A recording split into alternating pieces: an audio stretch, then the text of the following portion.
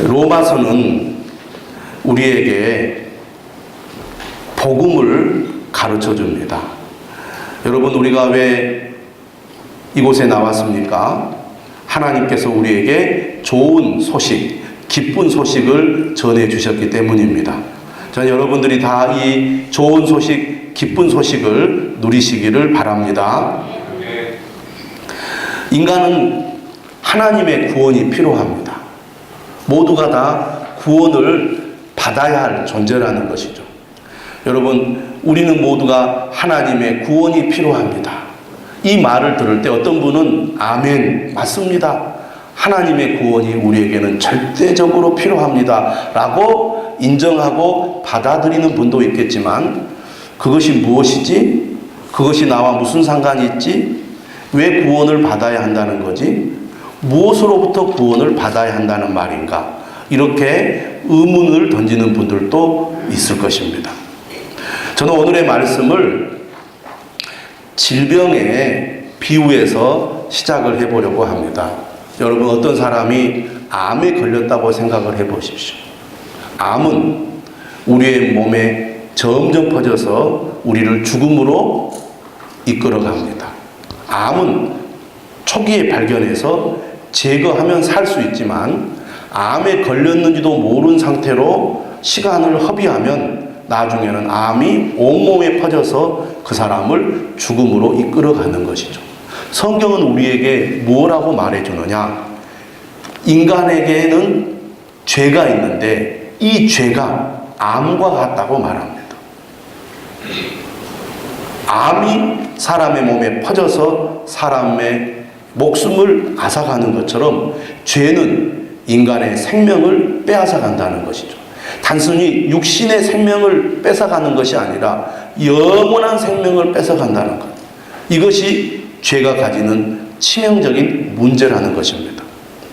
그런데 우리에게 좋은 소식이 있습니다. 여러분, 암에 걸린 사람에게 좋은 소식이 무엇이겠습니까?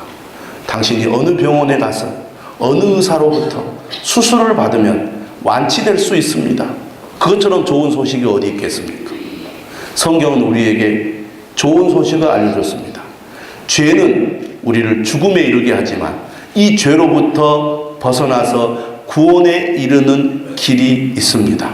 하나님께서 우리에게 이 구원의 길을 마련해 주셨습니다. 이것이 좋은 소식입니다. 이게 성경의 이야기입니다. 로마서 1장 18절부터 3장 20절까지는 한마디로 모든 사람이 죄인이라고 말씀하고 있습니다.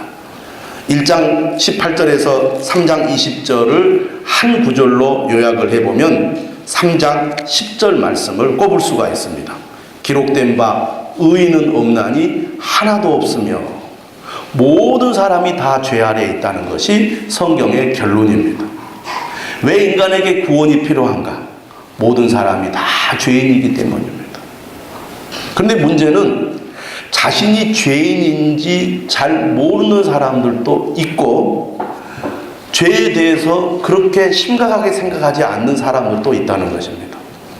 어떤 사람이 암에 걸렸는데 자신이 암에 걸린지 모르는 사람이 있는가 하면, 암에 걸렸어도 암이 얼마나 심각한지 모르는 사람들도 있다는 것이죠. 물론 현대인들은, 특히 우리 한국 사람들은 암이 얼마나 무서운지 잘 알고 있습니다.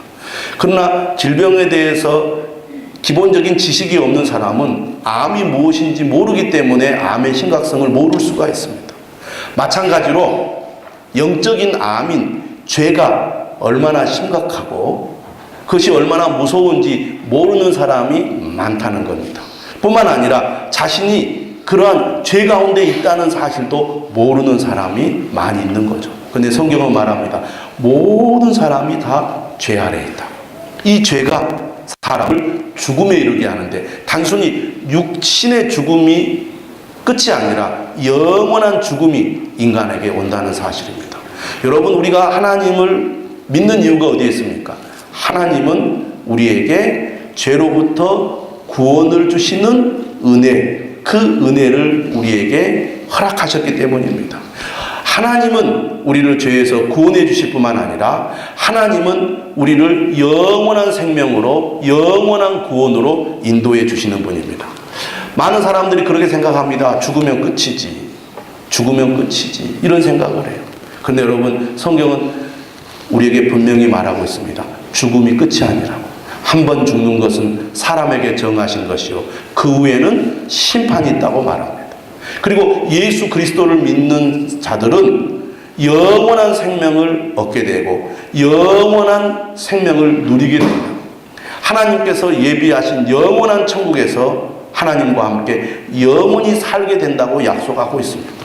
어떤 사람은 그런 게 어디 있어? 가봤어? 이렇게 묻는 사람이 있습니다. 여러분, 내가 경험해 보지 않았다고, 없다고 말하는 것은, 그것은 어리석은 것입니다. 인간은 다 유한한 존재고 제한된 지식과 경험을 가지고 있습니다. 이 세상을 창조하신 분은 하나님이십니다. 이 세상을 다스리시는 분은 하나님이세요.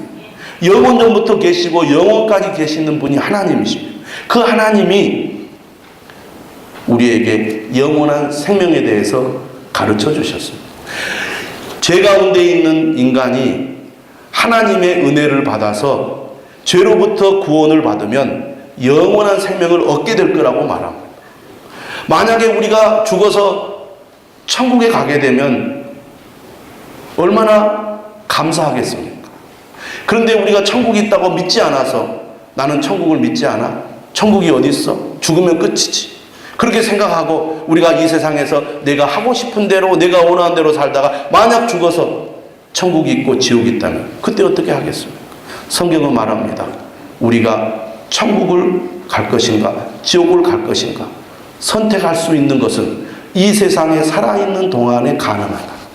우리가 이 세상을 떠나고 나면 내가 그때 예수님을 믿을 걸, 그때 내가 지옥의 길을 버리고 천국의 길을 선택할 걸, 왜 내가 그랬지, 아무리 후회해도 소용이 없다고 성경은 계속해서 우리에게 가르쳐주고 있습니다. 그럼에도 불구하고 사람들은 그 말을 곧이 듣지 않아요. 별로 중요하게 생각하지 않습니다. 하나님의 말씀을 들어도 잘 들리지 않을 뿐만 아니라 말도 안 되는 소리라고 생각을 하고 길을 막아버리는 사람들이 많이 있습니다. 그래서 하나님의 말씀을 들으면 그냥 눈이 감기고 딴 생각이 들어오고 무슨 말도 안 되는 소리처럼 그렇게 생각되는 경우가 많다고 말합니다.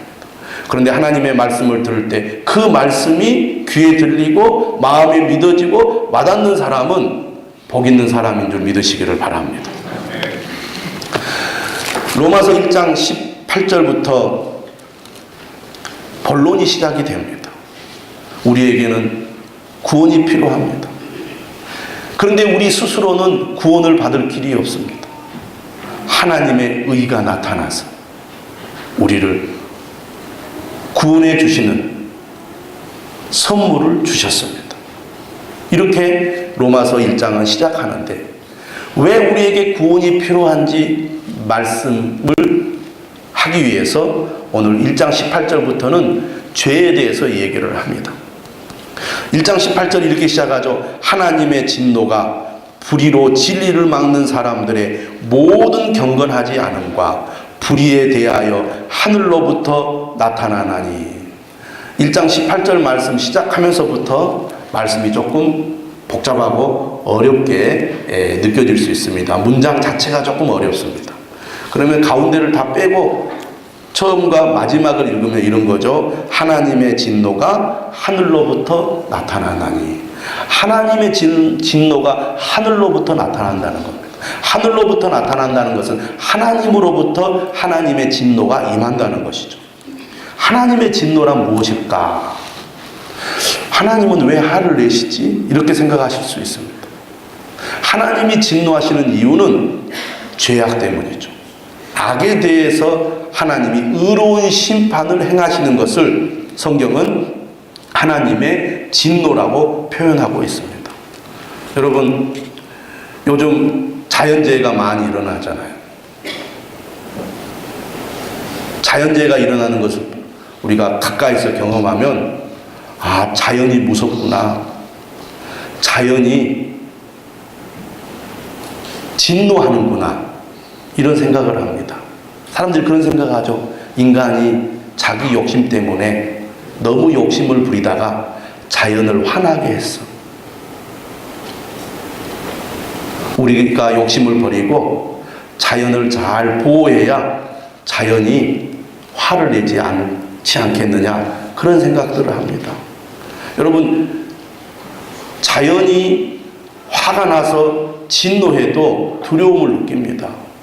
여러분, 지진이 일어나서 건물이 막 무너지고 땅이 뒤집혀지면 얼마나 두렵겠습니까? 지진이라는 게 한 번 일어나고 끝이 아니라 여진이 계속 일어나기 때문에 조금만 흔들려도 또 무너져서 내가 건물 더미에 깔려 죽지 않을까 하는 공포를 느끼게 됩니다. 여러분, 비가 많이 와서 홍수가 나고 폭풍이 불어도 얼마나 무섭습니까? 그걸 우습게 여기다가 사람이 그 폭풍에 휘말려 들어서 목숨을 잃는 그런 일들이 지금도 자주 일어나고 있습니다. 여러분, 자연 만물도 화가 나면 사람들의 생명을 뺏어가는데 이 우주 만물을 창조하신 하나님이 진노하시면 얼마나 두렵고 무섭겠습니까? 근데 사람들이 별로 하나님의 진노에 대해서는 그렇게 심각하게 생각하지 않고 있다는 것입니다. 하나님의 진노가 왜 임하느냐? 오늘 성경에 보니까 18절 다시 보십시오. 불의로 진리를 막는 사람들의 모든 경건하지 않음과 불의에 대하여 하늘로부터 나타난다, 이렇게 말씀하고 있습니다. 거기 먼저 우리가 생각해 볼 것은 모든 경건하지 않음이라는 단어입니다. 모든 경건하지 않음.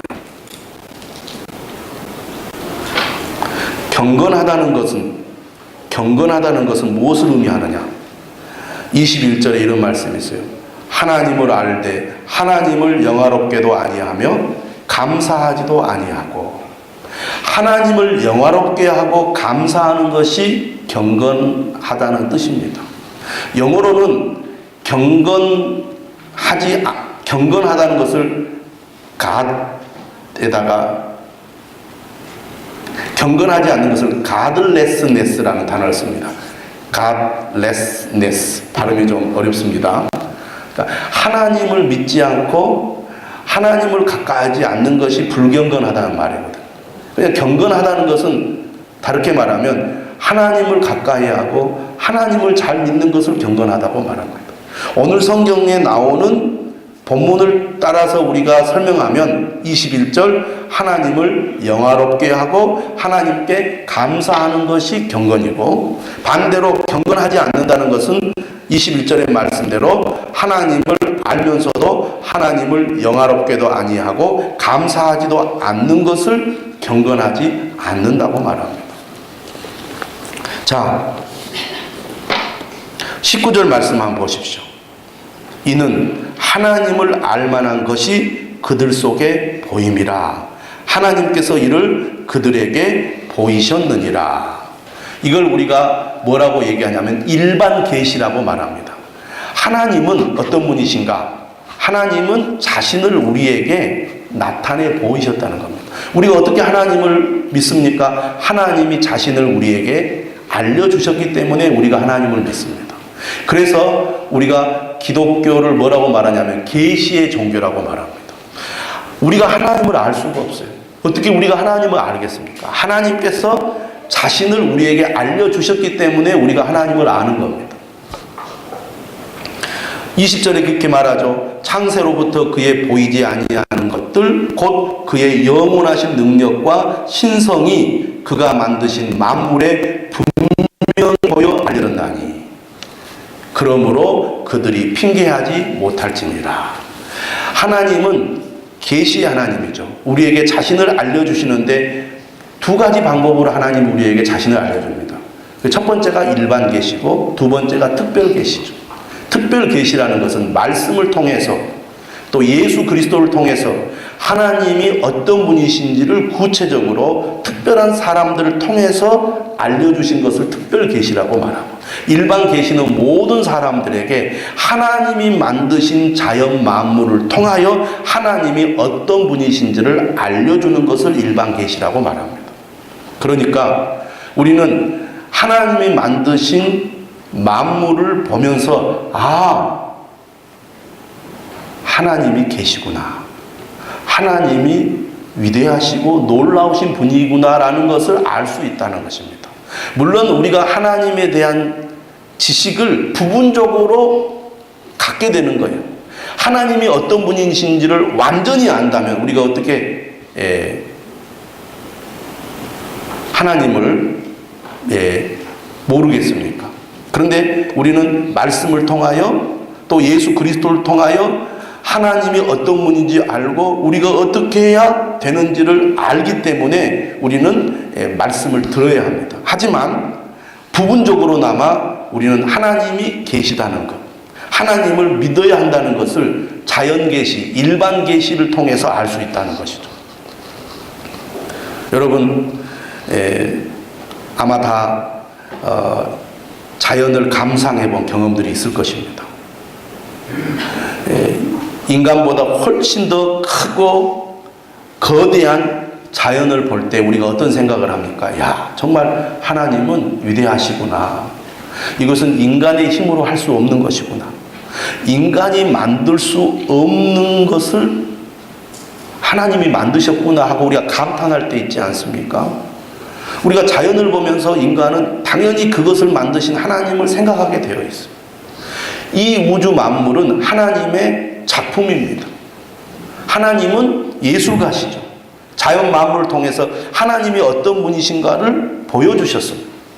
여러분, 인간은 하나님을 닮아서 지혜가 있죠. 그래서 연구해서 인간은 많은 지식을 축적했습니다. 그래서 우리는 하나님이 만드신 자연 만물에 대해서 좀 더 자세하고 더 폭넓게 우리는 알아가고 있습니다.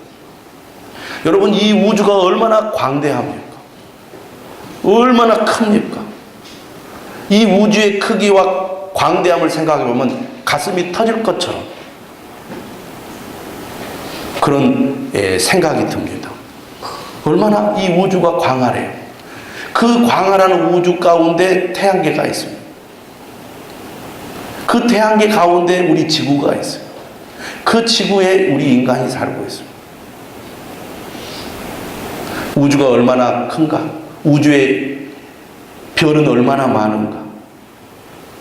우주의 나이는 얼마나 되는가?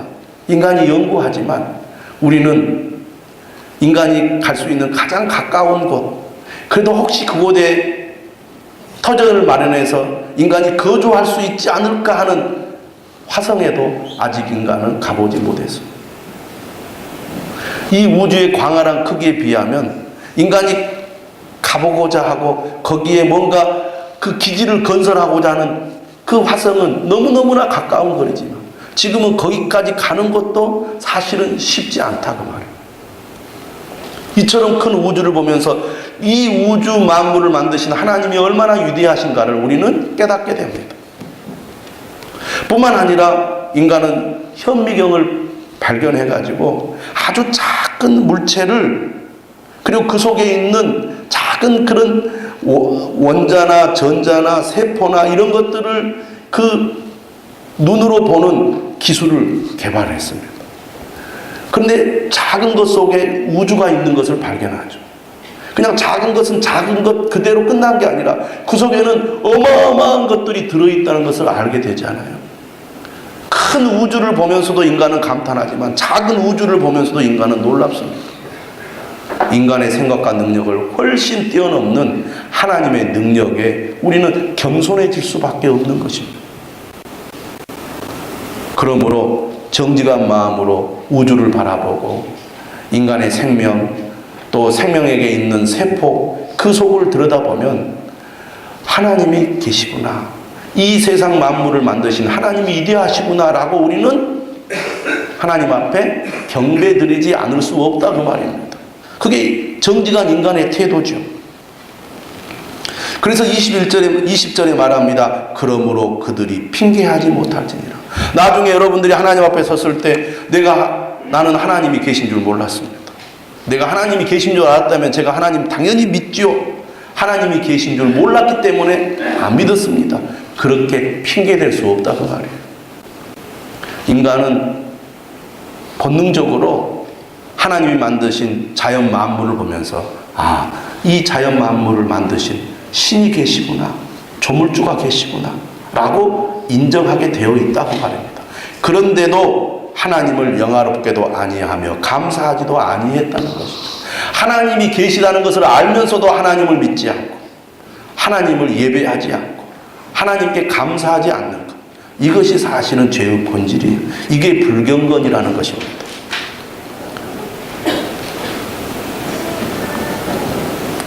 알면서도 하나님을 거부하는 이런 태도를 뭐라고 말하냐면 18절은 불의로 진리를 막는 것이라고 말합니다.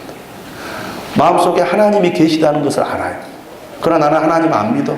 하나님이 어디 계셔? 라고 고의로 일부러 하나님을 밀어냅니다. 없다고 생각을 해버리는 거예요.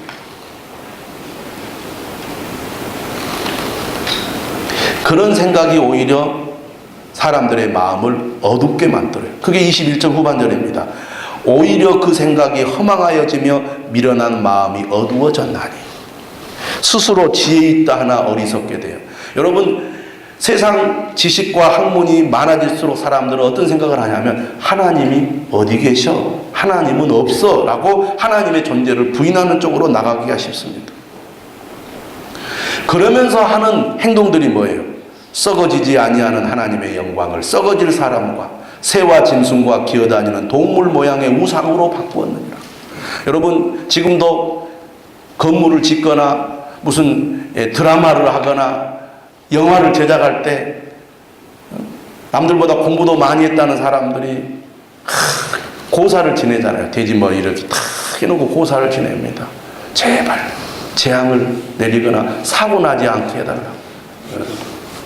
똑똑하다는 사람들, 하나님이 어디 있어? 하나님 믿는 사람들처럼 미련하고 어리석은 사람이 없다고 큰 소리 치던 사람들이 자신들이 무슨 일을 시작할 때마다 혹시 불행한 일이 닥칠까 두려워서 액땜해야 된다고 고사를 지내는 사람들이, 세상 사람들이, 스스로 지혜 있다고 말하는 사람들이 마음의 불안과 두려움 때문에 우상과 미신을 섬기는 그런 행동을 하고 있습니다.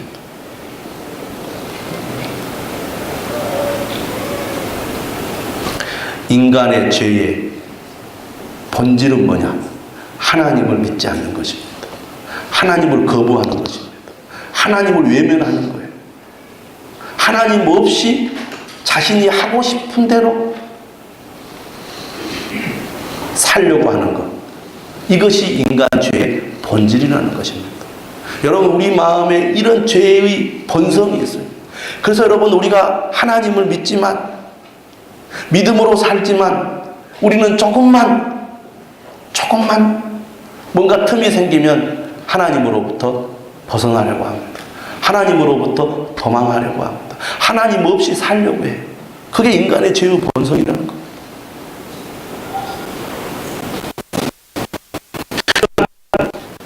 사람들의 모든 경건하지 않음 때문에 하나님은 진노하신다는 거예요. 하나님이 세상을 창조하셨습니다. 하나님이 인간을 지으셨습니다. 하나님이 인간을 지으실 때 하나님의 형상대로 지으셨어요. 하나님은 우리와 친밀한 교제 가운데 살아가기를 원하세요. 하나님은 우리를 사랑하셔서 우리에게 좋은 것을 주기를 원하셔서 우리를 하나님의 형상대로 만들었는데 난 하나님이 싫어요. 하나님 없이, 하나님 간섭 없이 내가 하고 싶은 대로, 내 편한 대로 살고 싶어요. 근데 늘 마음 한구석에 하나님이 계시는데, 내가 하나님을 버리면 안 되는데, 떠나면 안 되는데 라는 마음이 있는데 그게 싫으니까 소리내서 말합니다. 하나님은 안 계셔. 하나님은 어디 있어? 이렇게 고의로 하나님을 거절한다고 말이에요. 이게 인간이다 그 말이에요. 이게 인간의 불경건함입니다. 근데 이런 인간의 불경건함이 무엇으로 나타납니까? 인간의 모든 불의로 나타나는 거예요. 그래서 여러분 28절 보시기 바랍니다. 28절 한번 읽어보겠습니다. 시작. 또한 그들이 마음에 하나님 두기를 싫어하며 하나님께서 그들을 그 상실한 마음대로 내버려 두사 합당하지 못한 일을 하게 하셨으니. 마음에 하나님 두기를 싫어하게 되니까, 다시 말하면 경건하지 않는 인간 때문에 그 인간의 마음에 온갖 불의가 나타나기 시작한다는 것입니다. 그래서 그 인간의 불의한 죄에 대해서 29절, 30절, 31절 얘기하고 있습니다.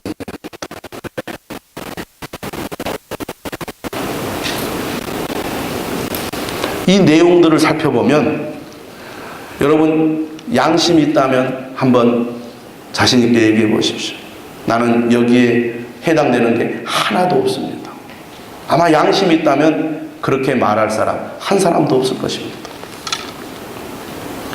32절에 이렇게 말해요. 그들이 이 같은 일을 행하는 자는 사형에 해당한다고 하나님께서 정하심을 알고도. 이 말은 무슨 말입니까? 인간에게는 하나님이 주신 양심이 있다는 거예요. 여러분, 우리가 나쁜 짓을 하고 나쁜 행동을 하면 우리 마음속에 어떤 생각이 듭니까? 아, 이렇게 하면 안 돼. 이런 생각을 하죠. 양심이 있는 거죠. 물론 죄를 계속 범하다 보면 양심이 더럽혀져서 양심이 무뎌지기는 하지만 인간은 나쁜 짓을 하게 되면 거기에 대해서 가책을 느끼게 되어 있습니다. 그게 누가 준 마음이에요? 하나님이 준 마음입니다. 아, 이렇게 하면 안 되지. 그러면서 사람들은 자기의 욕심 때문에, 불의를 사랑하는 마음 때문에, 그것을 통해서 뭔가 자기의 만족을 얻고자 하는 마음 때문에 다른 사람에게도 너도 그렇게 해, 너도 그렇게 해봐, 좋아. 사람 이상하게 좋은 일을 하는데도 함께 하지만 나쁜 일을 하는데도 함께 하고자 하는 마음이 있어요. 나 혼자만 이렇게 해가지고는 안 되겠다는 생각이 드나 봐요. 당신도 같이 하자고. 네. 악을 행하는데도 동지를 삼으려고 한다고 말이에요.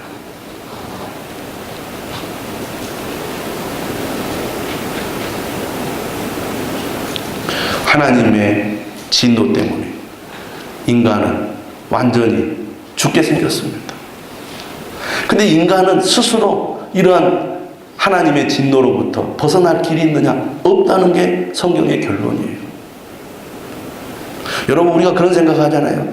나는 정말 하나님 잘 믿고 싶어요. 나는 정말 죄 짓지 않고 의롭게 살고 싶어요. 그렇게 결심하고 예를 써도 잘 되지 않는 자신을 발견합니다. 절망하죠. 안 되는구나. 그래서 성경은 우리에게 말합니다. 17절, 복음에는 하나님의 의가 나타나서 믿음으로 믿음에 이르게 하나니 기록된 바 오직 의인은 믿음으로 말미암아 살리라 함과 같으니라. 하나님의 의가 나타났다는 것은 무엇을 말하느냐? 인간은 스스로 이 죄로부터, 하나님의 진노로부터 벗어날 길이 없는데 하나님께서 우리가 이 하나님의 진노에서 벗어날 수 있는 방법을 마련해 주셨다는 거예요. 그게 하나님의 의입니다. 하나님은 어떤 분이십니까? 하나님은 죄를 미워하시는 분이에요. 죄에 대해서는 반드시 벌하셔야 하시는 분이에요. 그게 하나님의 의로우신 성품입니다. 근데 우리가 죄 가운데 망하는 것을 하나님은 원치 않으시기 때문에 하나님께서 이 의로우심을 이루기 위하여 누구를 이 땅에 보내셨냐면 예수 그리스도를 보내셨습니다. 우리 죄를 대신하여 하나님의 진노를 받게 하시려고 하나님께서 예수 그리스도를 이 땅에 보내셨습니다. 그래서 우리 대신 하나님의 진노를 받으신 분이 예수님이에요. 어떻게? 십자가에 못 박혀 죽으심으로. 그리고 이 예수 그리스도를 믿는 자들이 하나님으로부터 의롭다함을 받도록 하나님께서 길을 마련해 주셨는데 그게 바로 하나님의 의라는 것입니다. 그래서 하나님의 의는 우리를 구원하시기 위한 하나님의 선물이에요. 우리 스스로 우리를 구원할 수 있는 방법이 없습니다. 우리 스스로 하나님의 진노에서 벗어날 길이 없습니다. 하나님께서 우리에게 이 의의 선물을 주셔서 하나님의 진노에서 벗어날 수 있는 길을 마련해 주셨다는 사실입니다. 하나님의 진노는 어떻게 나타납니까? 첫째는 2장 5절입니다. 다만 내 고집과 회개하지 아니한 마음을 따라 진노의 날, 곧 하나님의 의로우신 심판이 나타나는 그날에 임할 진노를 내게 쌓는도다.